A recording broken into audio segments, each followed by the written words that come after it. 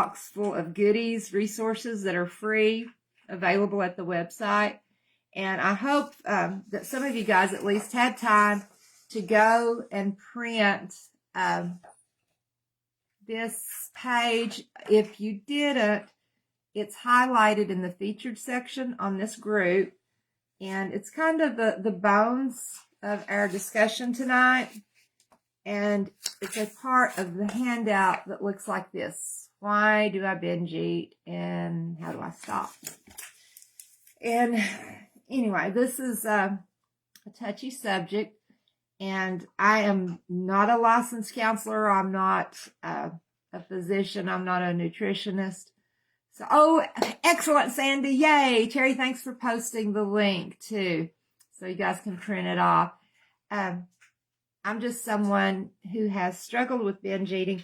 I'm someone who didn't know I was a binge eater despite weighing 488 pounds. Someone who lost weight, got to go weight, and still had an eating problem and didn't know what to do. Oops, every time I move, my table bounces. And didn't know what to do with myself. And most importantly, someone who found recovery. And I know someone asked on the page today, is it even possible to recover? Yes. All righty, Laura. Yeah, try to get it printed off. It's real helpful. It really is. Recovery is possible. And Sarah has recovered. I consider myself in recovery. I should have looked up how many weeks. I call it food sobriety. That's how I count my weeks off every week. I count off my sobriety. I'm up in the 30-something weeks of what I call food sober for me. And that's my own word. It makes sense in my brain, food sobriety. What that means is that I have not done any of the binge eating behaviors. It doesn't mean that I have had 1,400 calories every single day, no more, no less. It doesn't mean that. It doesn't mean that I have never eaten over 23 Weight Watcher points in a day. It doesn't mean that. What it means is that I am in control of my food instead of my food being in control of me. So that's what, when you hear me talking about being food sober, food sobriety, that's what I mean. And I often refer to alcoholism as an analogy. Eating in control is like someone who's able to control their drinking. Binge eating is like, here in the country, when somebody goes on a drunk, we call it a stem toot winder. So to reference my southern roots, it's not going on a stem toot winder and eating to the point of excess like someone would drink to excess. The Holy Mess, we're here to inspire you to wellness of body, mind, and spirit, and guide you to be all that God designed you to be. You know, the Bible says we're made in the image of God. We are made to be in the image of our Father. And along the way, we learn different things. We pick up different habits. And sometimes we get lost. And, you know, whenever I was reading what is on, oh, Janelle, hi, thank you. Proud you came on. What is in this was written by Sarah, and it tells her personal experiences, some of them with recovery in regards to binge eating. But I swear I could have written it too, Sarah. There's so many similarities. And, you know, as I was going through here and marking things and highlighting things, I thought I could have said that too. So one thing I didn't realize about myself is that I was a binge eater. So we'll get to that here in a second. Binge eating, the definition of binge eating, and you may not know if you're a binge eater or not. You know, last week we talked about self-sabotage, and it and binge eating are stepping stones, one to the other. Oh, hi, Julia. Yes, we're just getting started. Proud you made it. All right. Yes, Sarah is so right. Lots of people struggle for decades. Yeah, I would say I struggled 50-something years. I mean, well, maybe not when I was under 6, but my earliest memories of binge eating go back to when I was quite young, actually. I have a tick bite on my foot. If you're in the country where you have ticks, you know what I mean? It was a little passenger left over from the being outside for the eclipse yesterday.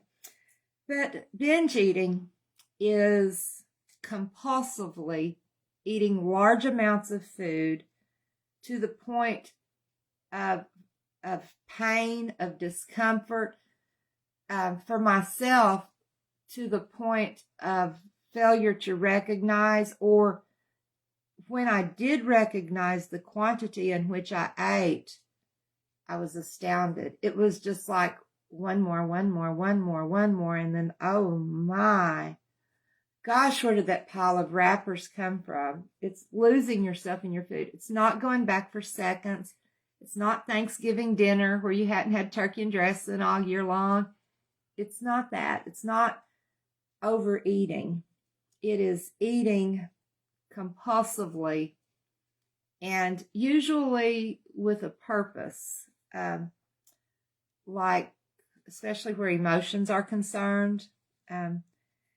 The characteristics of binge eating, number 1, it's compulsive. You feel like you have to eat even when you know you're full and you know you're not hungry, but you keep eating.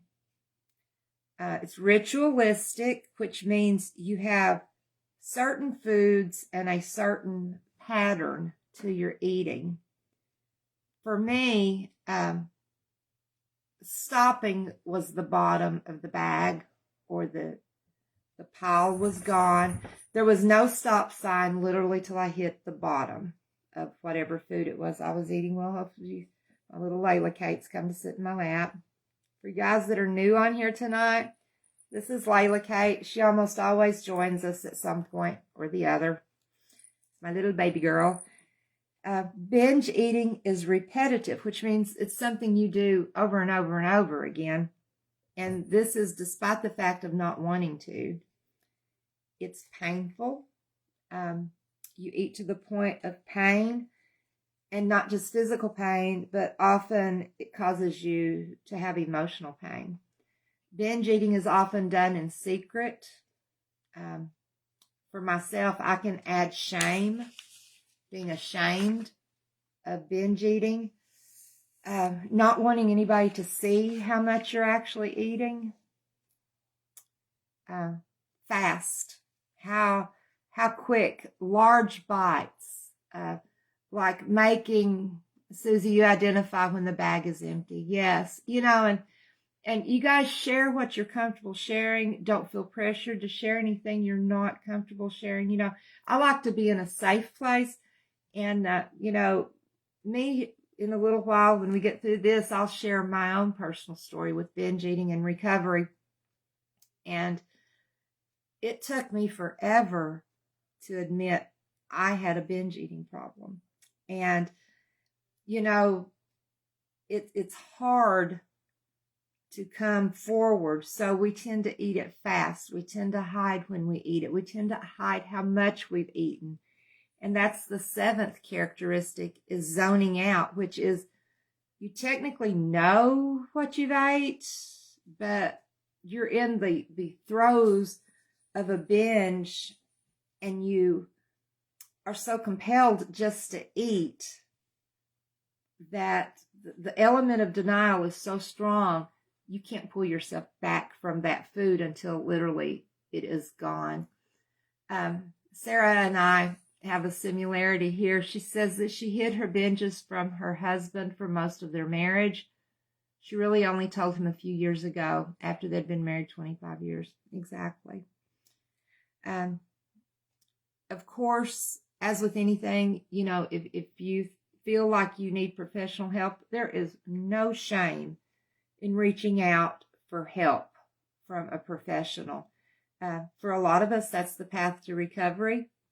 A lot of us, the path to recovery starts with identifying the problem, which leads us to, why do we binge eat? Why, we've all known people that sits down with a serving of something, and that's where their eating stops, with that serving.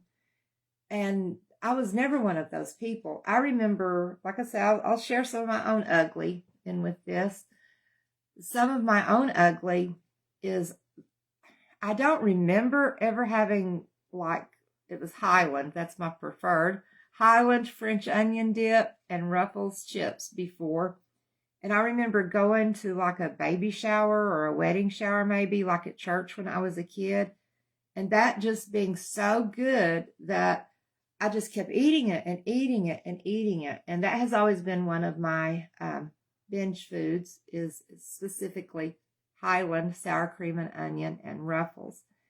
And it goes back so far that it just became ingrained in who I was.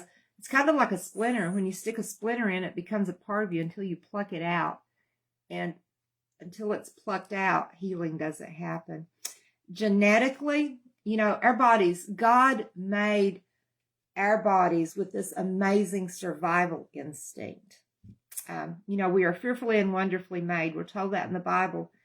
And our bodies, being a former nurse, it's amazing the different mechanics and physiological changes our body undergoes whenever our very life is in danger. Like if you have a large laceration and you're losing blood in a lower extremity, like in your leg, your body starts rerouting your circulation because it says, I need to protect the heart and the brain. And that's just an example of a mechanism that our body has built in. Oh, hi, Joey. I'm so proud you were here tonight. Patty says Cadbury eggs you can't have in the house. Listen, there was foods I have in my house now that for a long time I did not have in the house. Absolutely. Carla, I'm so proud you feel this is a safe place. It is a safe place. And hiding things. Yep, been there. Absolutely. But God, when he made our bodies, we're made genetically for feast and famine times. If you think back hundreds of years ago, there were times when food was plentiful and there were times when food was not available in such quantities. So our human tendency was to eat big when food was plentiful because you might not know when you would get food again. Now, in our society today, I don't think that's a problem. I'm sitting here at my dining table right now, and there's like half a pan of cornbread and a plate. I'm literally sitting here with a plate of leftover homemade cookies, and that is so big for me. Even if they were healthy cookies, as my granddaughter pointed out.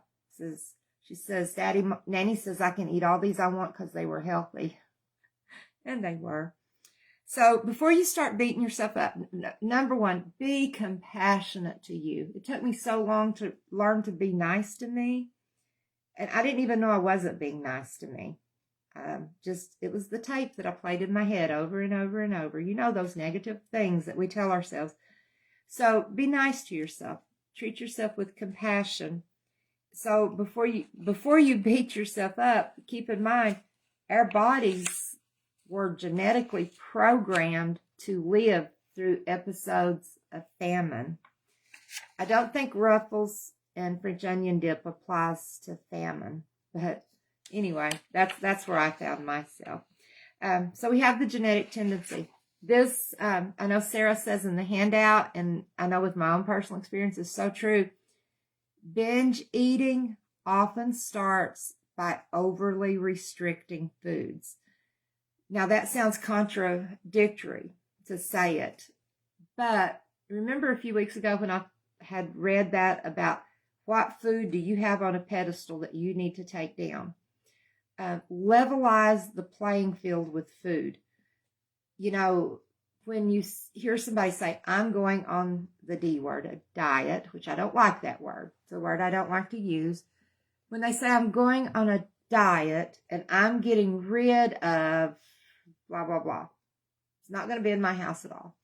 I am never going to eat that again. And, this is things we've all heard other people say. maybe even set them ourselves. I just can't eat that. Okay.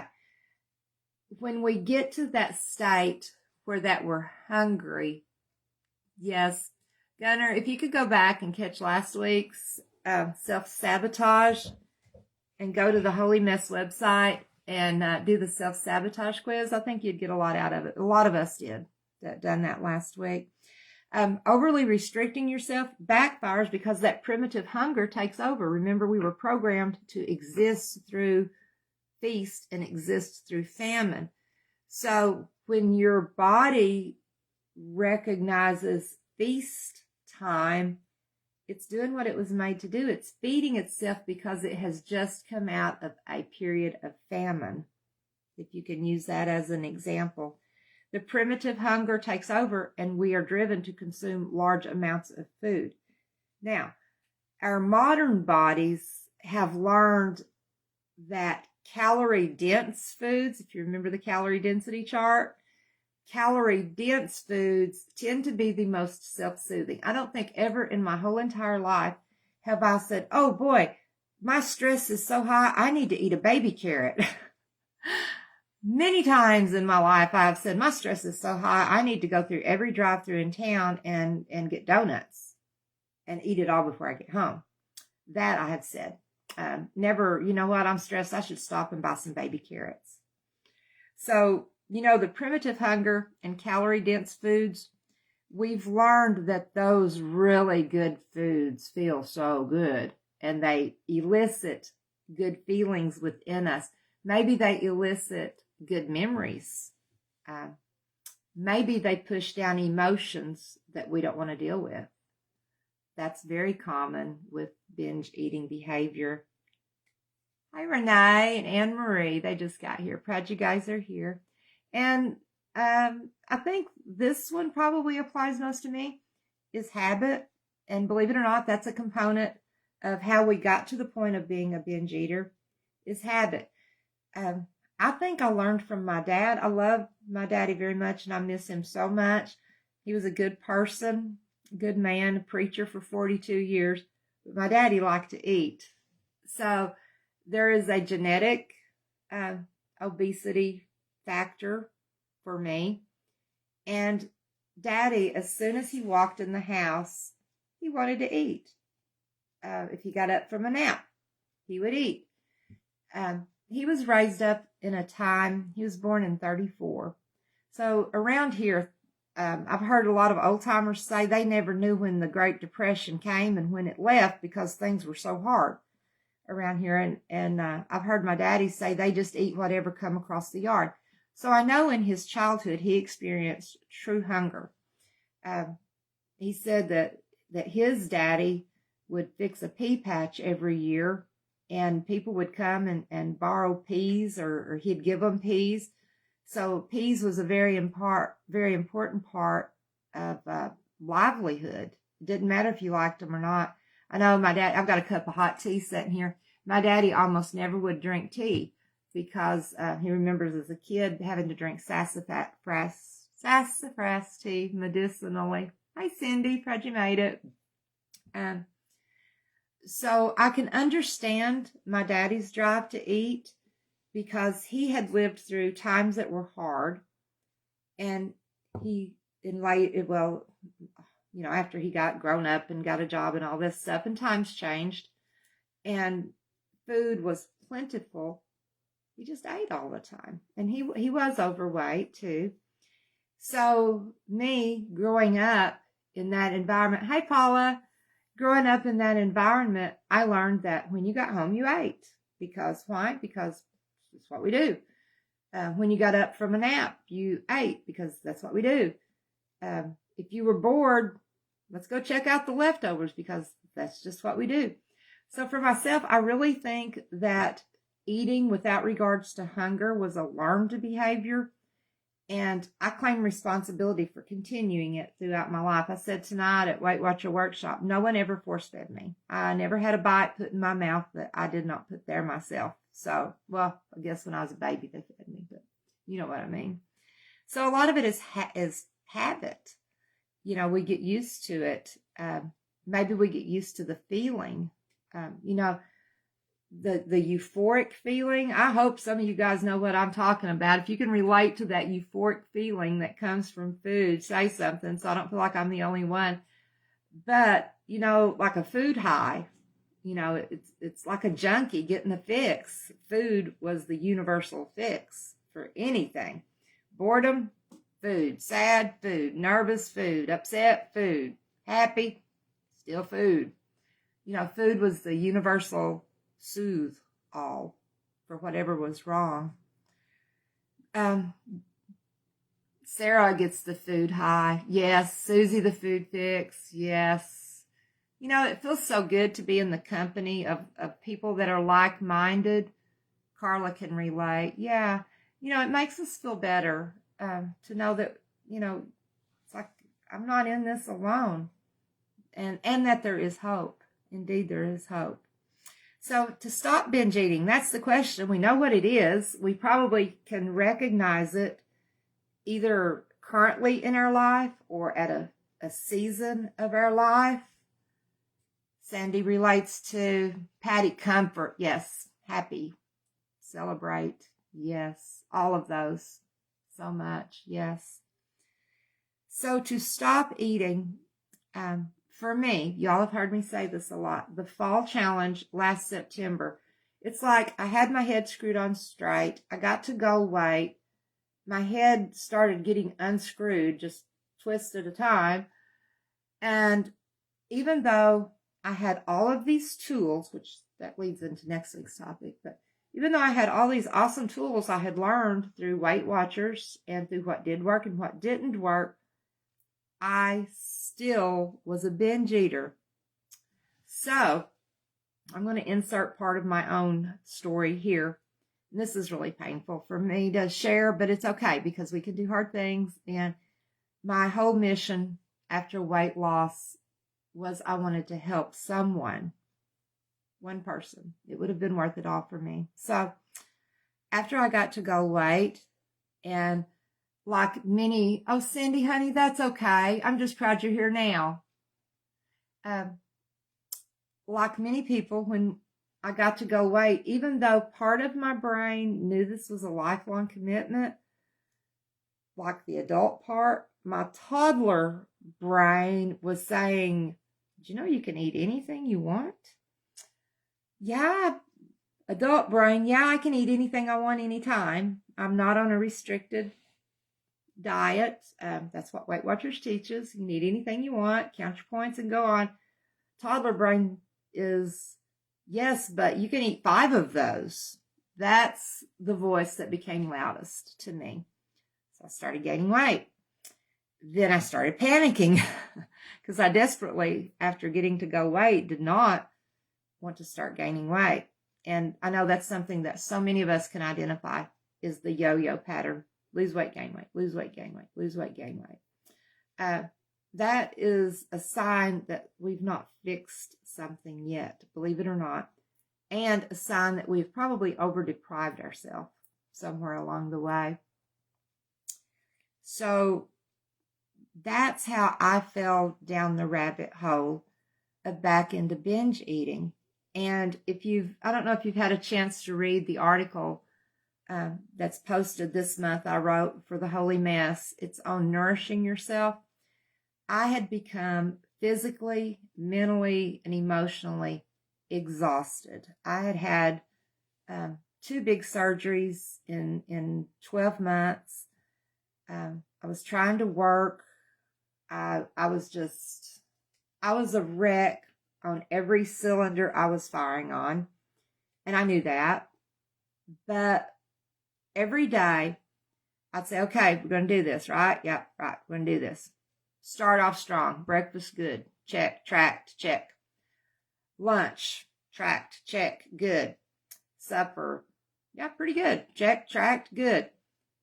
Bedtime, eating. And I was over-restricting myself through the day because I was looking and saying, you're gaining weight. You need to cut back what you're consuming. So then, by the time I got to where there was no one with me, it was nighttime, The Debbie cakes were there. You guys know my Debbie cake thing. I would lay in bed. Most of the time, my husband would be in the shower. That's when I done some serious eating. Takes him a while. Anyway, I would lay in bed, my back against the bathroom, just in case he came out, and lay there and seriously eat like 5 or 6 Debbie's, cup of peanuts with like trail mix type stuff or walnuts. Seriously, 6 Debbie cakes, or maybe it was like the mini candy bars. I would probably consume, I would say easily 2,000 calories in 30 minutes. I know that sounds astronomical. And it was like being a pit. I wanted out of the pit, but in the moment, it felt so good and tasted so good. And literally, then I would go to sleep. And the next morning, I would wake up and say, just like a drunk, say, oh, I done it again. And those negative self-talk, I'm shooting straight from the hip, honest here. It's like, you are such a loser. What is wrong with you? You have worked so hard, and you're laying here in bed at night. You ate 6 Debbie cakes last night. And you're going to get up. You're going to go to Weight Watchers. You're going to lead a Weight Watchers workshop. You're a hypocrite. What is wrong with you? These were things I would tell myself. And again, I was in a panic, literally, because I knew I needed to do something. And I just couldn't get my claws in the right thing to do. Thank you, Sarah. Yes. I'm sad that y'all can relate, but maybe one thing I say will help somebody. It's worth it all then. Oh, yes, Gunner. Fighting is so hard. It is so hard. Thank God he fights our battles for us too. So that is where I found myself probably ending 2022. I think. So 2023 is a brand new year. We're going to start off strong. You know what? This Weight Watcher thing ain't working. I had seriously lost 350 pounds, gained 20, and decided Weight Watchers didn't work. Hello? There's no rational thought process in that at all. But then I wasn't thinking with the rational cells of my brain. I was thinking with the ooey gooey chocolate covered section of my brain. So then I started, I should do keto. No offense against keto, but I knew I can't follow keto because I love carbs. I should do this diet. I should do that diet. I should take Golo. No offense against any of these. I'm just telling you guys how I started grasping at every random thing that went through the air, knowing I already had a plan that worked because I was wanting something that would fix me now, or 2 months ago, fix me. I wanted a quick fix. Does that sound familiar? So 2023, that was just last year. That's how I started off my year. And then I thought, who needs tracking? Oh boy. Ooh, slippery slope there. Yes, the toddler does take advantage of the tired and exhausted. Sandy says you've done that much of your life. We all have, and it's so good to talk. Patty says this is familiar. Y'all make me feel so good. Thank you. So, Little Miss Weight Watcher Leader started 2023 a hot mess, not a holy mess, just a hot mess, grasping at straws, trying this, trying that. Oh, Julia, that's how you started this year, wanting a quick fix. Yes, Gunner gets it. Yes. This, it's sad that this is a familiar feeling among us. The weight loss industry, I think they capitalize on our desperation and our want to be fixed. But anyway, I'll go on. So to get off, they say the definition of insanity is doing the same thing over and over and over again and expecting a different result. Oh, right here. That was me. So I coasted on through spring 2023, summer 2023, had another surgery in, I guess, the end of July of 2023. And the first part of August, can't look on my phone because I'm using it for this. I think it was August 3rd was the last binge I had. I knew at that point I had come to terms that I knew what worked. I had to do what worked. I had a problem. I literally went to my doctor bawling and squalling, sitting there ugly crying, I don't know what's wrong with me. And, he's like, well, LaNette, you've done so good. I don't know. I do not know what is wrong with me.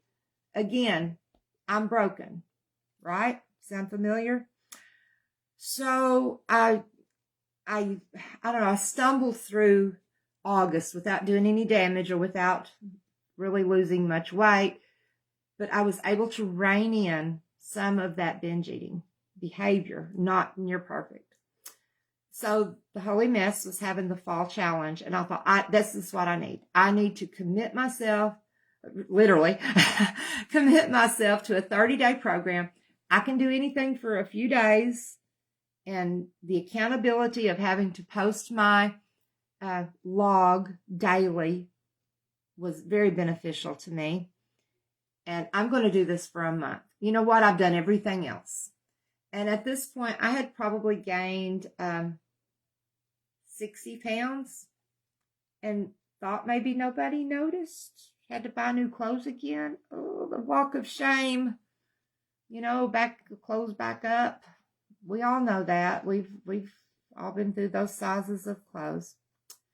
So the fall challenge through the Holy Mess came along, and I finally learned what I needed to know to start dealing with these emotional eating patterns.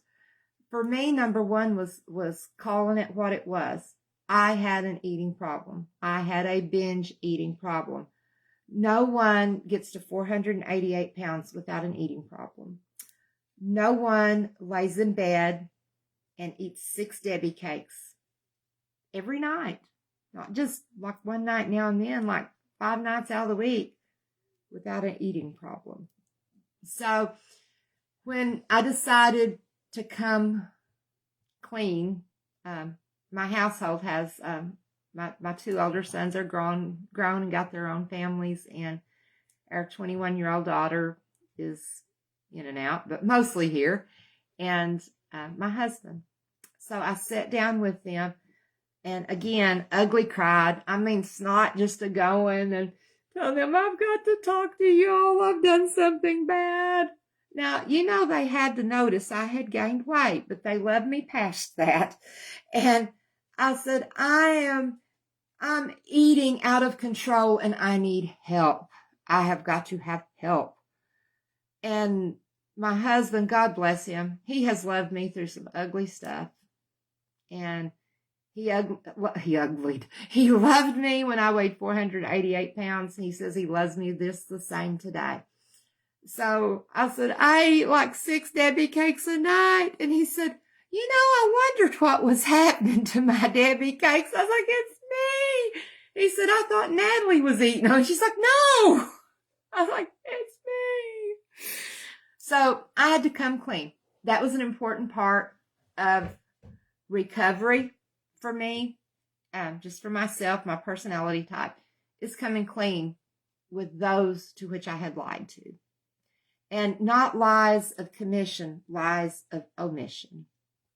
I had omitted to tell them I was struggling. For like 10 months I struggled and didn't tell the people who love me most I was struggling. I just thought something would come along and fix it.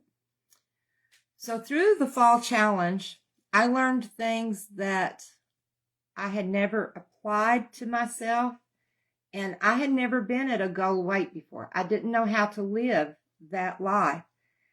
5 things to break up with binge eating. And you cannot tackle all of these at one time. It's a peeling the layers process, or it was for me.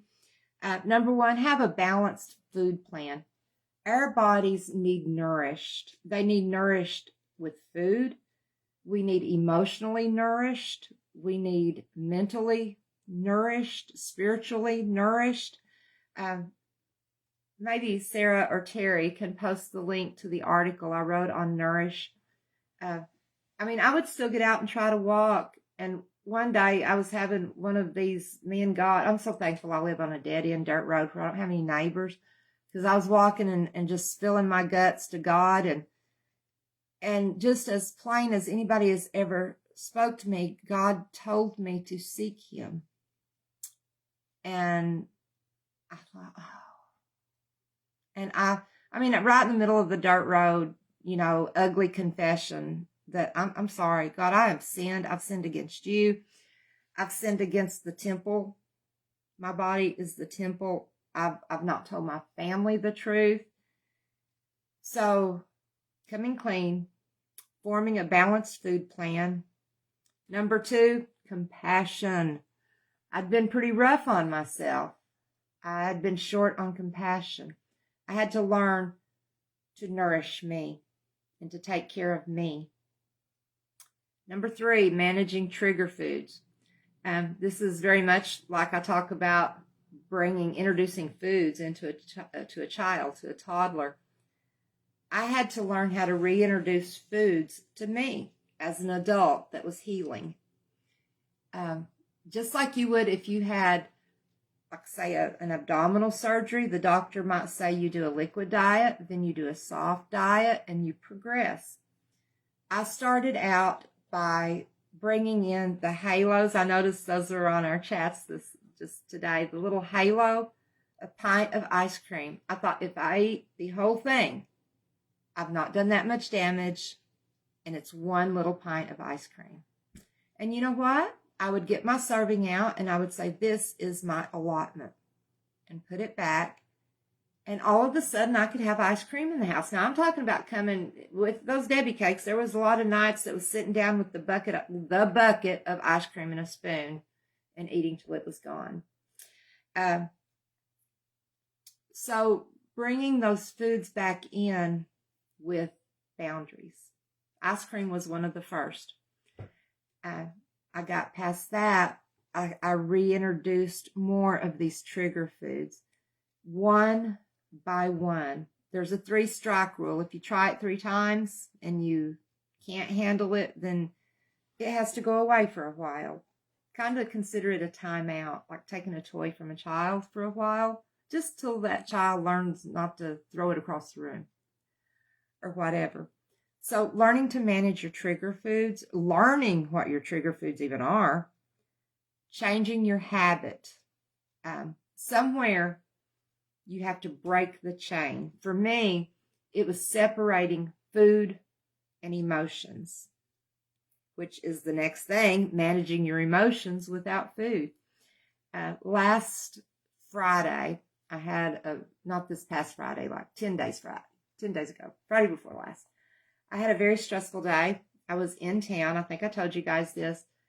The absolute first thing out of the blue gobsmacked me whenever I was having a stressful moment is pies at McDonald's, a milkshake, stop at the local grocery store, apple fritters, cookies. It was just like a snowstorm of food was going through my head. We just got 2 stoplights in town. I was at the one by Harps before I hit fast food lane. So just right out of the blue. And I thought, no, I will not eat in an emotional state. I'm in an emotional state. I will not eat. That's the pause, pray, and plan. So when I got home, you all know my cherry cakes, which I ain't eat no more. I think I've eaten 2 out of the whole box. Y'all keeping up? 2 or 3. Still got my M&Ms. That was in my safe snack drawer. My snacks that I keep for me. It's in my snack drawer. And when I walked in the house, I thought, you got that cherry pie? That old voice just keeps knocking back there, you know? I thought, you got that cherry pie? And I thought, no, I'll eat that tomorrow. I will not eat it while I am feeling an emotion. That was huge. That was such a huge breakthrough for me, breaking up with that emotion. Other things I learned through the fall challenge was different motivational quotes to pull out and use, like, I can do hard things. We do hard things all the time. Think about all the hard things you do. I can do hard things. Yes, this is going to be really hard, but I can do hard things. I learned how to manage snacks in a healthy way. A part of the spring challenge will be a treat box. I was scared to death of my treat box. And then all of a sudden, I realized it had no power over me. I had the power over the treat box. That was huge in my healing. Absolutely huge. Back to the outline and off of my story. Sarah, like I said, wrote this on, if you've got the article printed off, number 2, approach recovery with compassion. I was embarrassed and ashamed of my binging behaviors. I tried to hide it from others. That's what Sarah wrote. Think of what I just said. And I'm sure some of you guys can identify with those things in your own life. Sarah wrote it. I did the same thing. Compassion is the key to recovery. And learning, managing, some simple things is, if you're in, I call it a hot state. That's danger zone. If I'm in a hot state, like I was talking about, eating out of emotion, don't eat by myself. Eat with other people. That's not the day for me to see if I can handle donuts in the house. That's not the day to see if I can just eat one fresh homemade chocolate chip cookie. That's not the day for that. That's another day. Create an evening routine that doesn't involve food. I'm pretty bad to drink a cup of hot tea, although I think it's kind of getting cold now. Let me have a sip. Wet my whistle up. So change your activities. So if I was eating while I was in bed, if I was eating while my husband was in the shower, it's real simple just to come to bed after he gets out of the shower. He gets a shower every night, 10 o'clock. Just don't go to bed. Now, it's not a problem. I can go back there and I can go to bed and not fall into the Debbie cake land. I know that if I do, I have to track it. That's something else I learned in the fall challenge, is ugly tracking. For you guys that log your points, log your calories, write out your food journal, whatever form of tracking you do, I'm sure you can identify with a good breakfast, good lunch, decent supper, flop, flop, flop, flop for the day. If you notice the flop, flop, flop, you don't write it down. I didn't. I never once put down 8 Debbie cakes in my Weight Watchers. I would probably just blowed up. It looked good on my app because I stopped tracking when I hit the ceiling of my points. Now, this is a huge thing I learned in the fall challenge. It hurt me when I learned it because I never thought of it that way before. My body is tracking points or calories, whether I'm writing it down or not, whether I'm logging it in my app or not. My body is tracking. Ouch. That hurt. So, Weight Watchers app that I track on, a calorie app that I track on, it didn't care if I lied. It just knowed what I told it. I told it things that looked good, but my body was bearing repercussions of things not good. So for recovery, for me, I've told you kind of the uglies here. I can't leave out this part. I came clean to my Weight Watchers class that I lead on Monday nights. And I don't know, Karen, how long ago has that been? Not too many months back. Anyway, it's been a bit. But for me, I needed to come clean to them. And, bless them, they were like, yeah, we noticed you'd gained some weight, but, didn't want to say anything. And I'm like, yeah, well, I gained a lot. I gained like 60 pounds. Somebody should have said something. I don't know how I thought I was. I knew I was hiding it. That's just to know. I knew I was gaining. I knew people were noticing. And for me, that equaled failure. Failure equaled eat. Do you see this cycle, this loop? And we have to break that loop, break the chain somehow. So learning that my body kept counting, even when I had long since quit, that was big. Learning what I was doing was destructive to me was big. Sarah, when you print the article, you'll see her beautiful after and before picture. She's got a beautiful soul too, and a beautiful person. She said, and I'm with you, Sarah, on this. Her article said, I'm not a fan of cheat meals or weekends off or cleansings or anything extreme. I no longer look for fixes. I came out of the fall challenge with that tool. I no longer say, oh, if I do this, I can do that, or I can do this, or I can do that. No, I know what to do. I know how to eat healthy. Eating healthy is what I need to do to be a healthy person. And I swear when I read this, I could have written that. Cheat meals, who am I cheating? Why would I take a weekend off if I'm eating healthy every single day? Having sustainability, learning to eat in a way that I could eat for the rest of my life, not just for a period of time. And if you really look at some of these quick fix diet plans that we see thrown about everywhere, they all have a quick time period for which you can lose all your weight, and you restrict this, and this, and then boom, you're done. And maintenance is a huge, important area for me now. And I am back, and have been for a while, back to go weight, back in control, back being able to manage. There are Debbie cakes in my house. Wheat thins was a big thing for me to learn how to bring in and eat without eating the box. And one by one, not all at once, but one by one, I have introduced foods back into my life. Now, with that being said, I eat chocolate almost every day, but I count it, I track it, and it's a small portion. I also eat fruits every day. I eat vegetables every day.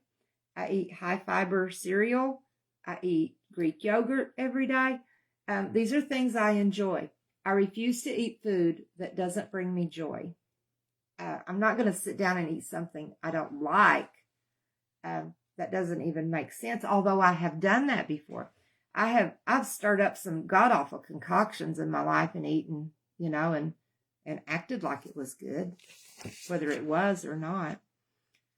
So there is hope. And that's one thing I want to leave. Well, we're not done quite yet. We're getting close to our hour. 5 minutes. That's what I want everybody to know, is there is hope. And everybody's story is different, just like everybody's journey with weight loss is different. And your story is going to be beautiful. And it's going to have a beautiful end. And you're going to have tools in your tool chest, which is what next week's Tuesday Triumph is about. I'm always talking about tools in my tool chest. So next week, I'm going to show you some of my tools from my tool chest. So that's what next week's about. One of the pages you can download looks like this. This is pinned at the top of the page. You can go to and print it off. This breaks it down step by step by step. With food, it says, I eat enough to nourish my body. I eat protein, I eat fat, and I eat carbs. Do you see this? There's no bad food. Food has no morals. I eat regularly. Do I have a snack every day? No. When I'm hungry, I have a snack. I talk to myself a lot. I talk to myself a lot anyway. Anyway, one thing I often mentally ask myself, are you really hungry or are you wanting? 9 times out of 10, I'm just wanting something. Bored, whatever, just wanting something. So if I'm hungry, I should eat. That's what people do when they're hungry. This is one of Sarah's biggies, and I really like it. I eat sitting down, which means I don't walk through the house and graze like some kind of animal. I'm a human. I can sit down and eat. Compassion, grace. That's another thing we learned in the fall challenge is grace over guilt. Trade your guilt for grace, which means you're going to be nicer to yourself. I release perfection. I'm not perfect. Oh, mommy. Y'all that know me in real life, you know I'm so far from perfect. I am way not perfect. I make mistakes. This is in the number 2 section. I allow myself to make mistakes. Yes, I make mistakes. I accept where I'm at with my body and with my hunger. I'm hungry, I'm going to eat. I like to do something fun. Do one fun activity every day. That's part of nourishing yourself. I keep trigger foods out of sight. I no longer have to do that because I am in a place of healing. Excuse me, I'm going to scratch your throat. Until I got to that place of healing, I did keep trigger foods out of sight. So that's the next thing is I have treats in a safe way. I started in bringing small individual portions. Now I can handle big bags because I can portion myself and be content. I take time to unwind and relax. Yes, because I had gotten to a state of non-nourishment because of that. In our habits, we have a food plan for today. I may not know what I'm going to eat tomorrow or Saturday, but I got a general idea of what I'm going to eat. I know what my favorite foods are, and I like to keep them in the house. I have a plan for when things are challenging. I create healthy boundaries. We've recently talked about boundaries. Number 5, I check in with my emotions. I have learned to recognize toddler voice versus my adult voice and to listen to the adult over the toddler. These are 2 big ones. I own my choices and I feel my feelings. We can't help the feelings that we feel. We can't help, when life just is ugly and things are hard. We can't help that, but we can help our response. I'm going to go back and look at some comments because I've seen some good ones popping up on here. Gunnar says he did ugly crying last week. Yes. I thought you would identify with a lot of this, Gunnar. I really did. Carla says 100%. Oh, I'm proud you love Tuesday Triumphs. That's great. That is great. Tomorrow, honey, tomorrow's a new day. Every bite is a new bite. If you goofed up breakfast, you goofed up lunch, next bite on track. That's a good way of looking at it. Yes, remember that in tracking, Patty. You're right. Ugly tracking is doing it anyway. Yes. Just cheating yourself. You guys have got some wonderful comments on here. Julia, I'm so proud to hear you feel hopeful. Julia, there is hope. There is a great hope for healing. Yes, treat yourself like somebody you love. Yeah, Judy, I learned a lot from you guys too. I need to post a picture. Last week we had 3 really great affirmations. I think I've got it in my little notebook here. Quickly. Impromptu. No, that's my dirt cake recipe my daughter wanted the other day. I had to tell her how to fix over the phone. I have those motivations wrote down in this book. I know I do. Or I thought I knowed I did.